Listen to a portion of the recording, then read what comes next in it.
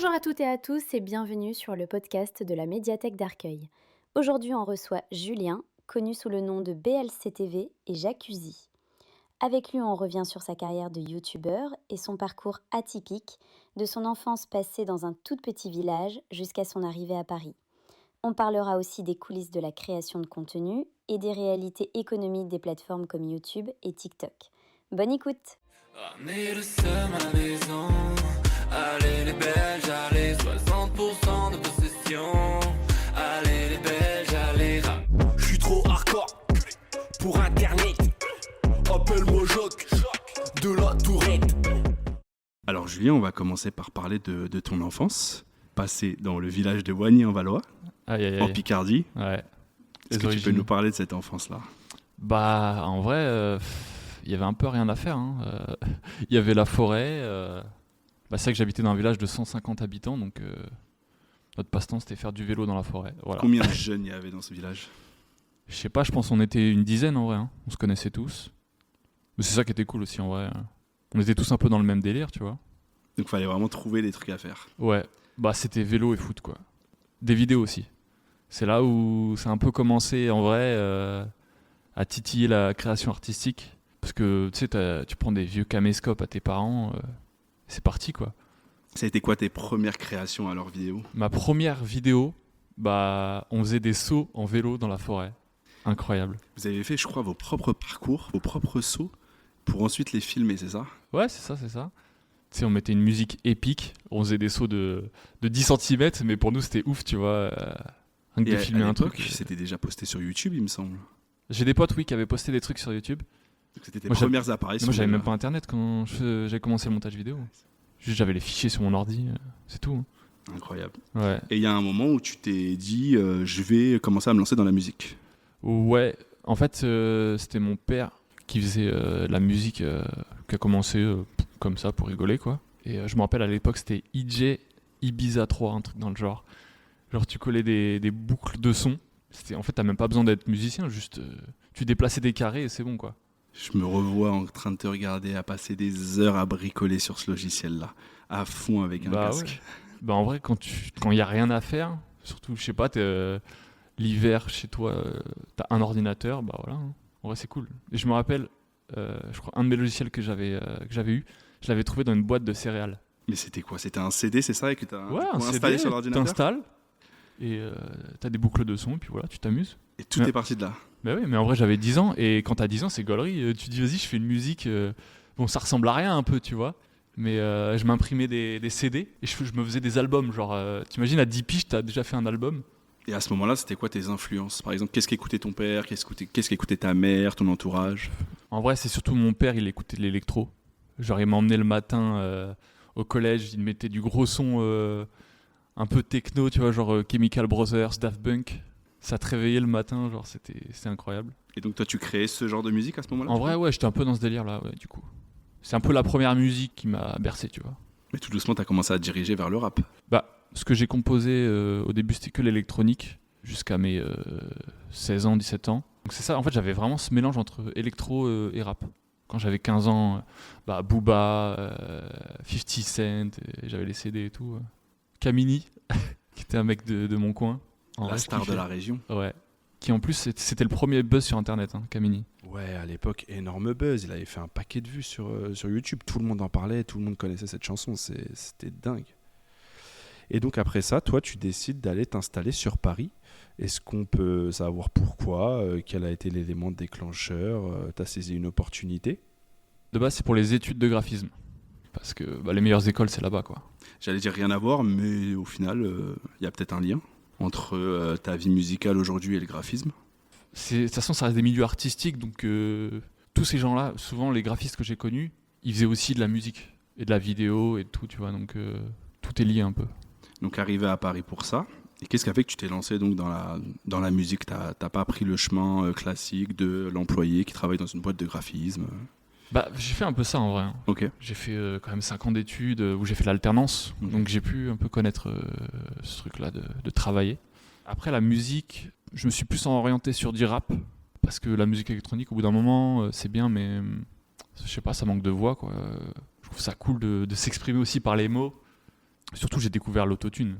C'est ça vraiment qui a changé parce que, en vrai, je m'enregistrais. Les raps que j'enregistrais, c'était éclaté. Je sais pas, il y avait un truc qui manquait, tu vois. T'es un peu timide au début, je sais pas. T'as une voix d'ado.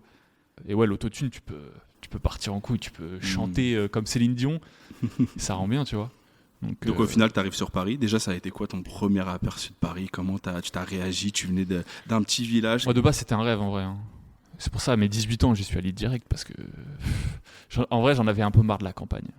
Même si j'aime toujours ça, Paris, il y a tout. C'est magique, tu vois. Tout est possible en fait. Bon, je suis arrivé, j'ai habité dans des logements, c'était pas incroyable, j'habitais à Bagnolet, c'est pas vraiment le Paris qu'on connaît, tu vois. Ouais. C'était marrant, t'arrives, t'as pas trop de thunes. Mais t'as eu des surprises un peu ou l'aventure que t'as eue, c'était vraiment ce que t'imaginais en partant? En fait, je suis arrivé au début, j'avais même pas d'école, tu vois, donc j'ai fait un an sabbatique, une année sabbatique. Je foutais rien, mais on allait en soirée, j'étais partout dans la région parisienne, donc c'était il y avait des soirées. Je me souviens, t'as des soirées, genre tu payais ce que tu voulais, genre l'entrée, si t'étais pauvre, bah tu donnais 10 centimes, tu vois. Il y avait des concepts que t'imaginais même pas quand t'étais à la campagne, tu vois. Et tu rencontres trop de gens différents, parce qu'en fait, à Paris, il y a très peu de vrais Parisiens. Il y a beaucoup de gens qui viennent d'ailleurs, et tout le monde se retrouve là, et c'est un peu un mélange hyper intéressant. Pour en arriver là où tu es aujourd'hui, tu penses que c'était indispensable de venir à Paris? Ouais, en vrai... je sais pas, j'ai l'impression que on se tire un peu vers le bas à la campagne, tu vois, il n'y a pas de... En vrai, quand je regarde, il n'y a personne qui m'a vraiment inspiré dans mon entourage quand j'étais à la campagne. En tout cas, dans le domaine où je voulais exercer. Il n'y avait pas des artistes où je me disais, ouais, lui, il a percé. Je te dis, le seul, c'était Camini, mais tu vois, tous les gens qui ont percé étaient à Paris. Et c'est vrai qu'effectivement, quand je suis arrivé sur Paris, bah, je sais pas, t'as un espèce d'entourage où tout le monde est inspirant, tout le monde se tire vers le haut. Et ça donne encore plus envie de faire des trucs.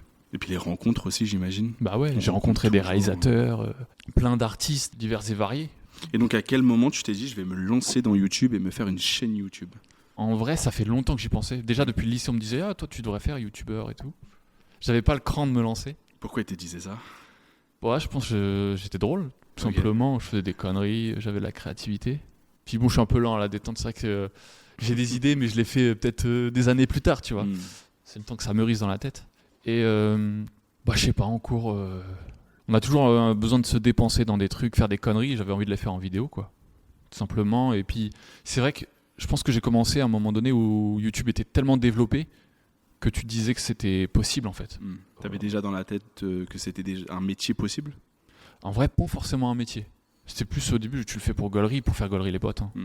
On s'éclatait bien, on s'est dit vas-y, on va faire des vidéos, on les postait sur Facebook. Puis, Mais toi, sur ta propre chaîne, t'as pas commencé par un sketch ni quoi que ce soit. Alors, direct la musique. L'histoire de ma propre chaîne, on était en cours donc, avec un pote. Et donc moi, je faisais déjà de la musique, je testais déjà pas mal de choses. Et en fait, ce qui était cool, c'est que de temps en temps, il n'y avait pas de prof qui était là, tu vois. On t'a fait nous-mêmes dans la classe. Tu vois. Et on avait des Mac. Et j'avais installé genre une version démo de Ableton Live, qui est un logiciel de musique. Ok. Et le truc, c'est les premiers sons, on les enregistrait en cours. C'est-à-dire qu'il y avait des gens autour. Je sais pas si tu t'imagines le truc. On disait des dingueries, on disait n'importe quoi. Mais on faisait des sons de gaulerie, tu vois. Mais on a fait ça en cours, genre avec un son éclaté. Donc le premier, par exemple, l'hélico, ça a été fait en cours, celui-là? Non. Là, je te parle d'un truc qui est avant, qui est même plus disponible sur ma chaîne. D'accord. Qui s'appelait Chromosome 2000. Ok. Et genre, c'était n'importe quoi, mais on avait fait un petit EP. Et on l'avait... En fait, c'est là où j'ai commencé ma chaîne. Je me dis, vas-y, je vais le mettre sur YouTube pour faire rigoler les potes, tu vois, toujours pareil. Et j'avais pas d'idée de nom de chaîne, donc je disais BLC TV. Okay. En gros, Balicouille TV, parce que je m'en foutais du nom en fait. Tout simplement, je voulais juste poster des vidéos.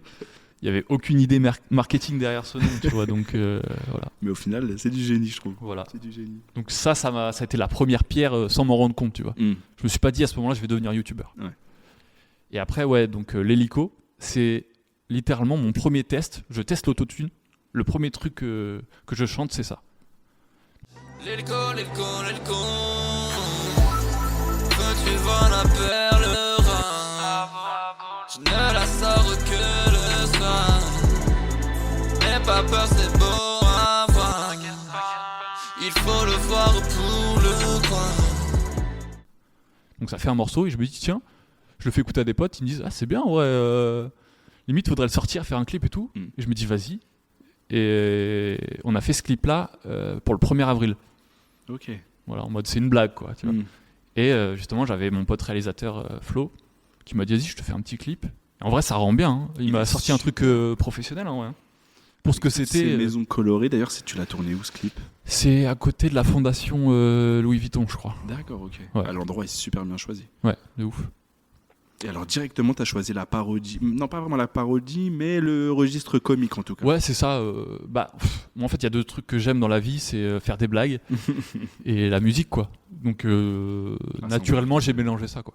J'aime bien l'idée, en fait, de pouvoir proposer un truc, un son professionnel, mais en disant de la merde. Voilà, c'est mon Je créneau. comprends. Et donc, tu enchaînes un peu les vidéos jusqu'à cette fameuse vidéo sur la Belgique. Ouais. Qui a fait beaucoup parler de toi. En fait, l'histoire, c'est que donc, j'étais au chômage après mes années de graphisme, d'alternance, tout ça. Je me dis, qu'est-ce que je vais faire de ma vie? Donc, je teste plein de trucs, dont les vidéos YouTube. Donc, je me dis, vas-y, à partir de maintenant, je fais une vidéo par semaine. Donc, j'ai testé un peu tout, des pranks, des machins. Comme je suis fan de foot, j'ai testé de faire une parodie sur la France, qu'on avait gagné contre la Belgique. Ouais, en Coupe du Monde. Et il y avait toute cette histoire autour du seum, donc j'avais fait la musique, ramener le seum à la maison. Pour charrier un peu les Belges, tu vois. Moi, j'aime bien le foot, donc j'aime bien charrier. Oui, d'ailleurs, on rappelle que tu es recherché activement en Belgique actuellement. Là. Je suis un interdit de territoire, j'ai d'y aller. Et comment tu as vécu ce succès Alors, effectivement, au début, je balance le son, qui est à savoir, donc à l'époque, j'avais pas de fond vert, donc je le tourne avec mon iPhone de l'époque sur fond blanc, ce qui ne se fait absolument pas. Si tu vas voir le clip aujourd'hui, il est complètement dégueulasse. D'accord. Parce que c'est du fond blanc. Ouais, je suis le premier à faire ça au monde, je crois. Le précurseur des fonds blancs. Ne faites jamais ça. Donc je balance le clip sur YouTube. Et en fait, très vite, tu sais, il y avait les pouces rouges à l'époque. J'ai vraiment 95% de pouces rouges. Ah ouais. Et que des commentaires négatifs. Ça part en bad buzz, en fait. Ah ouais. D'habitude, là, mes vidéos, elles faisaient peut-être 500 vues. Ouais. Et là, je vois, ça fait du 10 000 vues. Mais qu'avec des commentaires haineux. Mais comme on dit, bad buzz égale quand même un buzz. Exactement. Bon, moi, j'ai la chance de m'en foutre un peu des commentaires haineux. Ça me fait marrer, tu vois. Parce que j'aime bien le chambrage. Bon, effectivement, il y avait des menaces de mort. Mais écoute, moi, ça me fait marrer. Je répondais, en plus, je likais les commentaires. Genre, toutes les insultes, je likais. Nickel. Continuez de commenter, ça fait du buzz. Oui, les commentaires négatifs te blessent pas. Et d'ailleurs, t'en as même fait des chansons. Exactement. En fait, j'ai fait un concept où je reprends tous les pires commentaires, les insultes et tout. Et j'en fais un son en entier. En plus, ça marchait de ouf, à tel point qu'il y a Incroyable Talent qui voulait que je l'interprète dans leur émission. Exceptionnel. Et ça s'est pas fait? Non, j'avais pas envie. Pour quelle raison? J'aime pas trop la télé, j'aime pas ce format-là. Et je sais pas, ça me donnait pas envie. Ouais, comme un autre truc, il y a Nouvelle École aussi qui voulait que je participe à la saison 1. Donc Nouvelle École, on précise, c'est une émission basée sur le rap qui ont vocation à faire découvrir des nouveaux talents. Ouais, c'est ça. Et à la fin, le mec gagne 100 000 €, celui qui gagne l'émission. Et pourquoi t'as refusé? Pareil, en vrai, le format me donnait pas trop envie. Et quand j'ai vu l'émission, j'ai compris que ça m'allait pas trop d'être là-dedans. Mais voilà, petite anecdote de Nouvelle École. Ta liberté, vraiment. Ouais, c'est ça, en fait. Je me l'ai. C'est pas parce que c'est un truc hyper connu machin que je vais le faire forcément. Non, je vais faire un truc que j'aime, je m'en fous, tu vois. Est-ce que c'est à ce moment-là que tu t'es dit, je vais quand même essayer de surfer un peu plus sur l'actualité pour être en phase un peu avec le public et répondre à ses attentes en quelque sorte? Effectivement, quand t'as des vidéos qui marchent comme ça, tu te dis bon, pourquoi ma vidéo a marché? Et tu te rends compte que c'est parce que c'est de l'actualité. Bon, là, c'était 6 mois plus tard. C'était 6 mois après la Coupe du Monde. Ok. Donc c'est pour te dire à quel point le sujet était encore très tendu chez les Belges. Donc, mais effectivement, je me suis dit, c'est ce qui m'a orienté aussi. Le fait que ça a marché, je me suis dit, ah ouais, ils kiffent la musique et les parodies. Donc je me suis dit, vas-y, je continue là-dedans. Tu vois, ça fait kiffer les gens et moi, ça me fait kiffer. C'est ça qui est bien aussi, tu vois, c'est bien. En fait, c'est important de faire ce qu'on aime, mais il faut aussi faire des trucs qui parlent aux gens. Il faut être dans un subtil mélange entre les deux. Oui, je dis l'actualité parce qu'en fait, au final, après, tu as commencé à sortir des espèces de remix, mais pareil, en parodie, de titres, que ce soit des rappeurs ou même un peu de tout. Ouais, c'est ça, quand tu cherches des sujets, dans l'actu, il y a toujours plein de trucs à faire. C'est ce qui parle aux gens, en fait. Quand c'est de l'actualité, tout le monde connaît. En fait, c'est ça qui est important. Pour moi, c'était de prendre parodier des musiques, déjà, qui étaient... C'est mieux si elles sont dans le top 50 parce que tout le monde la connaît. Et c'est mieux d'avoir des actualités que tout le monde connaît aussi. Ouais. Comme ça, ça parle aux gens, tu vois. Je pense notamment à ODD. Dans l'histoire ton nom gravé au jamais, tu ne cesseras de nous faire rêver. T'as tout fait, t'as tout vécu, dis-moi quelle équipe tu n'as pas vaincu au DD. Pour toi le football c'est trop facile comme un enfant qui joue au dada. Ouais, qui est aussi le paradis sur fameux remix sur Didier aussi, Deschamps. qui a- donc, qui du a coup. bien marché, oui, c'est ça. Ouais. Et pareil, c'était d'actualité parce que PNL venait de sortir ce son-là. Pour l'anecdote, j'ai sorti le clip 3 jours après la sortie du truc. Donc vraiment, c'était un peu mon mode de fonctionnement en fait. Je vois un truc qui marche, je me dis ah ouais tiens ça c'est cool, je kiffe. Je me dis vas-y je me lance dans un challenge, vas-y j'ai 24 heures pour écrire un son. Je l'écris machin. C'était vraiment, j'étais en mode, je sortais pas de chez moi pendant 24 heures. À la fin j'étais éclaté parce que vraiment ça va de l'écriture au montage, à filmer. Là j'y vais un peu doucement aujourd'hui, mais à l'époque je me la tuais. Hein. Limite je mangeais pas pendant 24 heures. Mais au moins les gens étaient contents de se dire vas-y putain t'étais trop rapide, c'est dingue. Le ODD, il a été plus que validé. Il a été validé par Alonso, le rappeur. Ouais, sur Skyrock. Ceux qui Ouais. connaissent sur C'est Skyrock. incroyable, ils l'ont passé Donc sur là, Skyrock. grande étape, C'était là. ouf, ouais. De se dire, ah ouais, ça passe à la radio carrément. Parce que quand t'es sur YouTube, tu dis oui, bon, bah c'est Internet, ça marche sur Internet. Mais quand ça dépasse ces trucs-là, quand même ça passe à la télé ou des trucs comme ça, tu dis, ah ouais, il y a un impact tel que ça passe à la radio, quoi. Et comment tu l'as appris, ça? Je pense que c'est des gens qui m'envoient les vidéos. Hein. Moi, Tu te rappelles de ta réaction? Bah, c'est toujours surprenant quand tu vois ça. Tu dis, enfin, t'as un peu ce truc-là où tu te dis, mais attends, mais est-ce que vraiment ça mérite d'être là? Tu vois, c'est pas que je dénigre mon contenu, mais ça reste du parodique. Tu vois, je me dis pas, ouais, c'est un truc qui doit passer à la télé ou machin. Je me dis, c'est bien sur Internet, mais quand ça dépasse Internet, ça va plus loin que ce que ça aurait dû. Bah, Skyrock, c'est une radio qui est vraiment écoutée par tout genre de gens. Là. C'est vraiment, on quitte l'univers un peu fermé d'Internet, quoi. Bah ouais, c'est ça qui est ouf. En fait, c'est quand la ça dépasse radio. Internet. Et en plus, ce qui est marrant, c'est qu'après Skyrock, je crois pendant quelques mois, il passait mes sons, mais toutes les semaines, quoi. Exceptionnel. Bah, tu te dis, mais c'est incroyable. Ça donne encore plus de force, quoi. Ouais, là, t'as eu vraiment un autre statut à ce moment-là. En fait, c'est ça, tu te sens encore plus légitime dans ce que tu fais.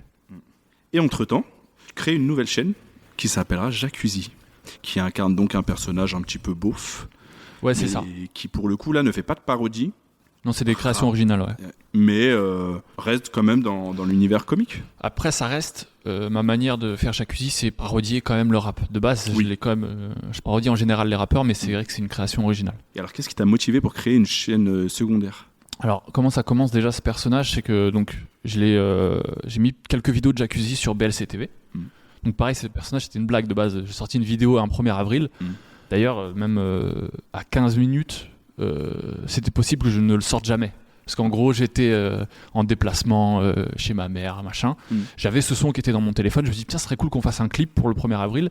Et c'était un dimanche, tu vois. Et genre, il était 19h. Je me dis, bon, bah, là, il me reste, si je rentre, il me reste 15 minutes pour le tourner et 15 minutes pour faire le montage. Et donc, avec un pote, Yann, on a fait ça vite fait, vraiment à l'arrache. Quitte à faire un truc de merde, je m'en fous, je me laisse. Je l'ai publié genre à 19h30. Si j'avais eu, je sais pas, une demi-heure, une heure de retard, je l'aurais pas publié. Je me serais dit, c'est mort, quoi, c'est pas grave. Donc voilà, je le publie. Et le morceau, au fur et à mesure, je trouve, bah là, il est à 2 millions de vues. C'est énorme. Et même moi, je pensais jamais que ça allait percer, tu vois. Moi, c'était vraiment une blague, tu vois. Ouais. Et les gens ont kiffé le délire. Un personnage avec des lunettes, avec un style ridicule, tu vois. Mais qui rappe bien. Et on va en parler, qui écrit bien aussi. Ouais, c'est ça qui a quand même une écriture, ouais. C'est vrai. C'est notamment dans le succès qu'a eu ta série de freestyle, les Uzi Drill, pardon. Ouais.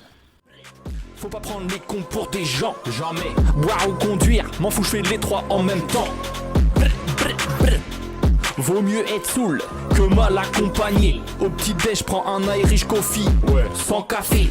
Je dis non à l'alcool, mais il ne m'écoute jamais. Si tu cherches des jambons, tu ne les trouveras qu'au rayon frais. Comment ça t'est venu, ça te crée cette série de freestyle En fait, mon but, donc il y a la drill qui venait d'arriver déjà, tu vois. Et mon but, c'était de faire des freestyles où chaque phrase est une punchline. Ce qui normalement ne se fait pas dans le rap. Dans le rap, t'écris ton texte et de temps en temps, il y a des punchlines qui viennent. Là, pour moi, je voulais faire chaque phrase est une punchline. Faire un truc qualitatif à 100%. Du coup, j'écrivais dans mon téléphone tout le temps des punchlines dont j'avais idée. Même des fois, des gens parlaient en soirée, machin. Ils disaient des trucs drôles. Je me suis dit, tiens, ça irait bien dans un son, tu vois.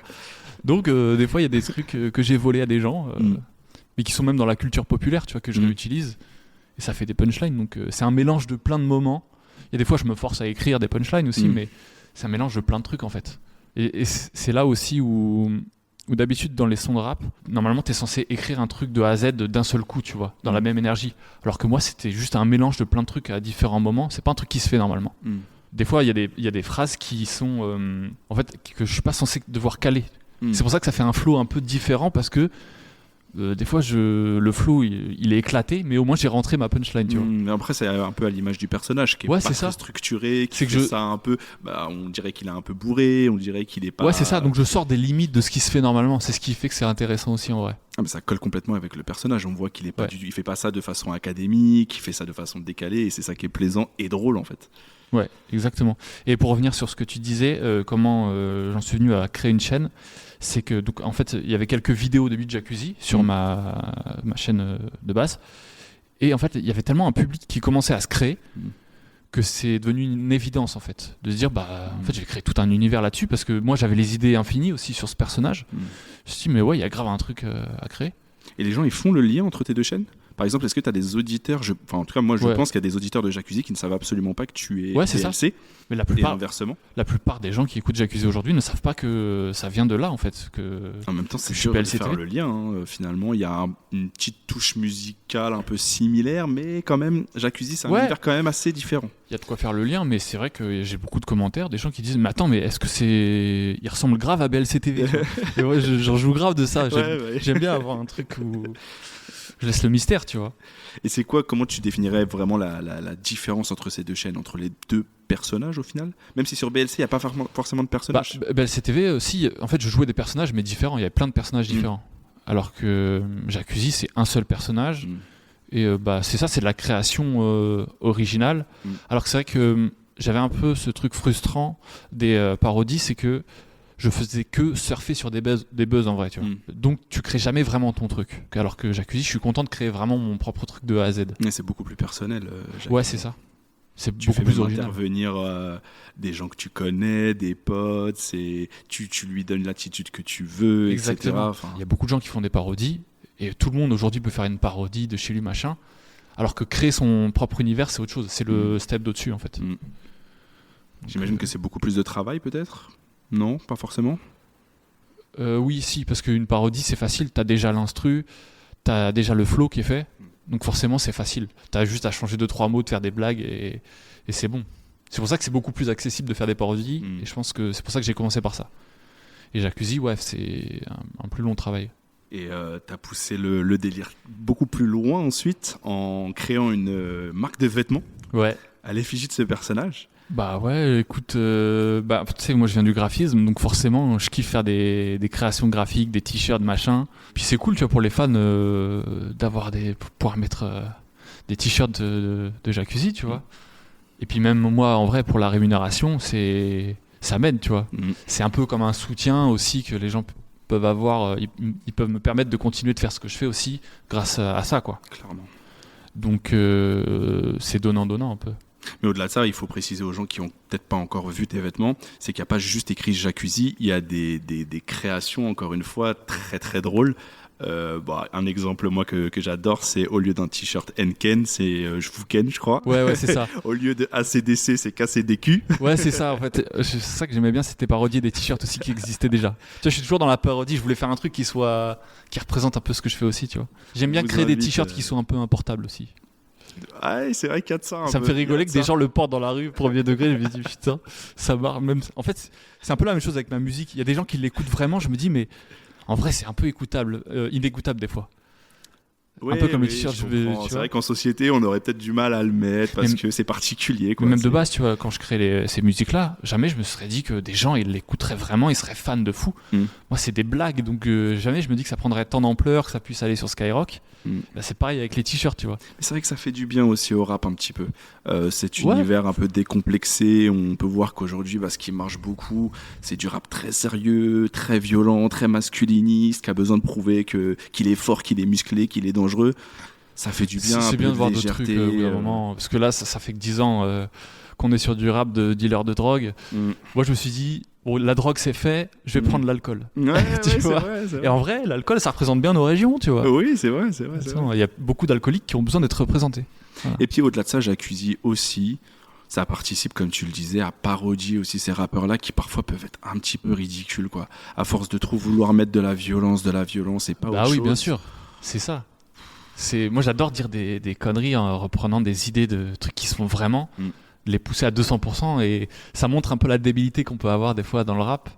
Tu sais, un peu avec la street credibility, Clairement. comme on dit. Donc, moi, ça me fait marrer, en fait, ça de parodie aussi les gens. Mais je pense que si les gens écoutent autant et sont aussi fans, en tout cas moi personnellement, c'est pour l'écriture. Je citais les Uzi Drill, je les trouve particulièrement bien écrits. Il y a des punchlines, je me demande vraiment où tu vas les chercher. Bon, bah tu m'as dit en soirée. Mais même moi, des fois, en fait, c'est simple, je me lève le matin, j'écris. En fait, je me force à écrire pendant 5-10 minutes.